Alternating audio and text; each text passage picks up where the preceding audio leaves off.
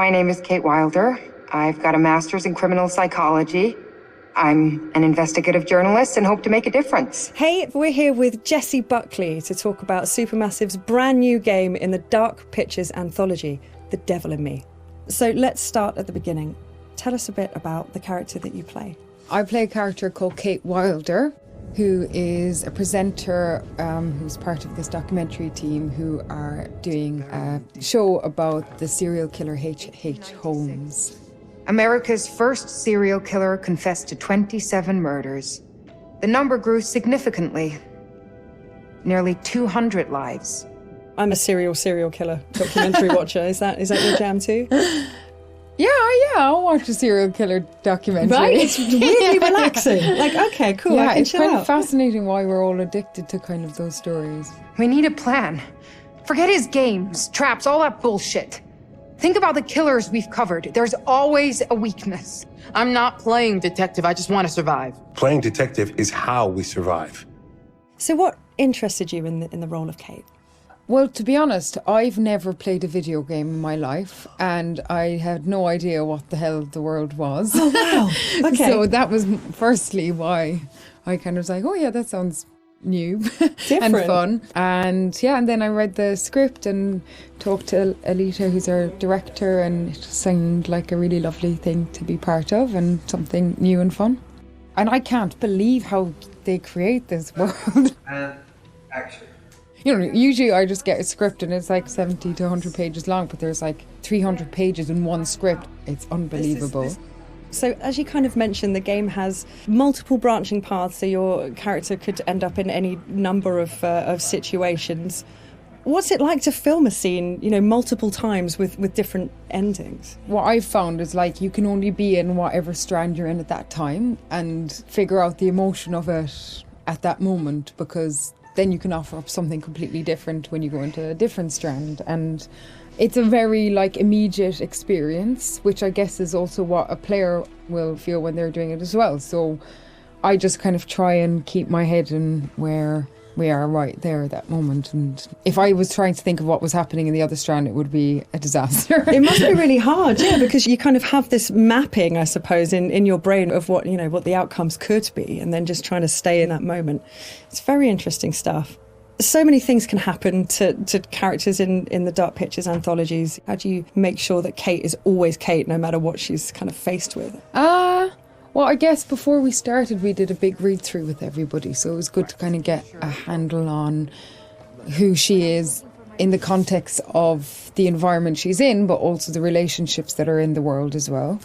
It just kind of reveals itself from the script, and I just kind of let her run free and see what That's so cool, happens to her. Yeah, I don't think anybody has continuity in themselves. I don't anyway. It must be very difficult. Yeah, really difficult. And that's it. I guess it's quite good fun to then go, okay, let's go with this and see where we end up. Well, I think also Kate lives on the knife edge of she has a genuine obsession and curiosity about serial killers. So there's part of her that's kind of running towards it and part of her that's running away from it, and all of them have come to be curious about H.H. Holmes, but also with that, you're kind of living a real life horror as you're going into this world.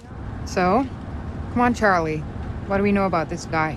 And everybody's fantastic, and they're all such distinctive people, and they all somehow genuinely feel like a crew, Nice, yeah. You kind of have the kind of riffs. Charlie is thinking. She looks a lot like a temper tantrum. And the new fledgling loves, and then the kind of creeping horror of your life. What are you doing with your life? Sounds very familiar. Yeah, I think I've been there at 3 a.m. What is all of this? Okay, so let's talk about the setting that Kate finds herself in. I've heard something about murder castles, and I'd like to know more. So the production company that Kate works for, Lonnet Entertainment, they get a mysterious call from a stranger who says that he's basically made a replica of H.H. Holmes' murder castle. Wicked. And invites them to come and document it because he knows that they're interested in serial killers. And Lonnet Entertainment, which is run by a character called Charlie, is kind of hard up, but only Charlie knows that. And so even though Kate is a bit kind of resistant to go because it just feels like another kind of fuddy-duddy thing, they agree to go to this island as one last kind of hurrah. It sounds like absolutely nothing awful is going to happen. It sounds like a perfect setup. I'm going to have a cup of tea. Delightful. Yeah, lovely island. Very nice. Look! Years are the wine that fill the cup of time. So in the game, you've got quite a limited inventory. Which items would you take into the house if you could take anything?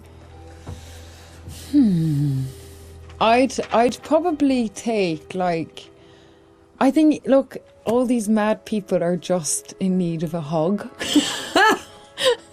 So I'd probably take a bottle of wine and just be like, mate, let's just sit down, have a glass of wine, talk about what's going on here. Get Charlie's fags. Come here. Have Let's a fag. just calm Let's just calm down.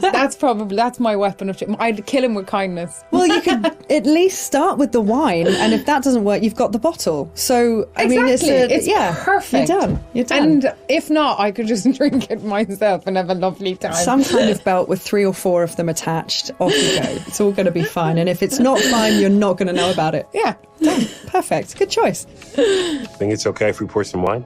God, please do. So you've mentioned the chase scene with the other girls. Was that fun? That genuinely was fun to be running and scared and all of that?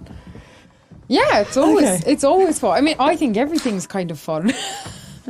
So thank God it's not something that happens regularly in your real life. So when you get to be part of something where it's super heightened and surprising and otherworldly things can happen, and you've got these 2 excellent kind of birds beside you who are like fighting off the demons, and you're genuinely scared and you're kind of doing it together, it's it's brilliant fun. Move your ass! Go! I've been around mocap. I've seen mocap. It fascinates me.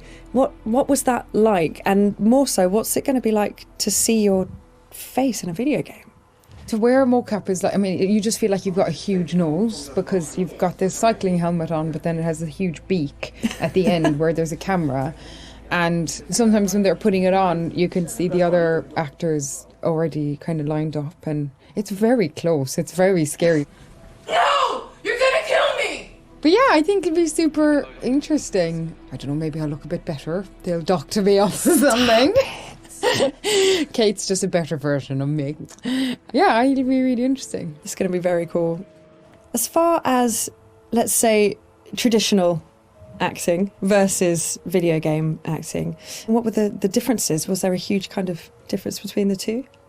I'd say the main difference is just the speed at which you work when you're making a video game. You still have the same intention, and narratively it's the same kind of experience because you're creating characters together and you're creating a world together, and our wonderful director is like interacting with us as a film director would. And also you're on a stage where there's little square boxes and there isn't a costume, that's something that's added later, and all that's being caught is the emotions on your face. It must be quite intense when it's just focusing on your face. That must be a real intense experience. Although to be honest, like the scripts they're really good, and so I don't really try and think about that too much, whatever the situation. I think if I did think about it, it would be an awful disaster. Yeah, may change the situation entirely. You just kind of listen to everybody else that's there and get on with it. We need a plan. Forget his games, traps, all that bullshit. Think about the killers we've covered. There's always a weakness. You suggesting we invite him to tea and psychoanalyze? I'm suggesting we use our heads. We play his games, we'll lose. It's our best shot.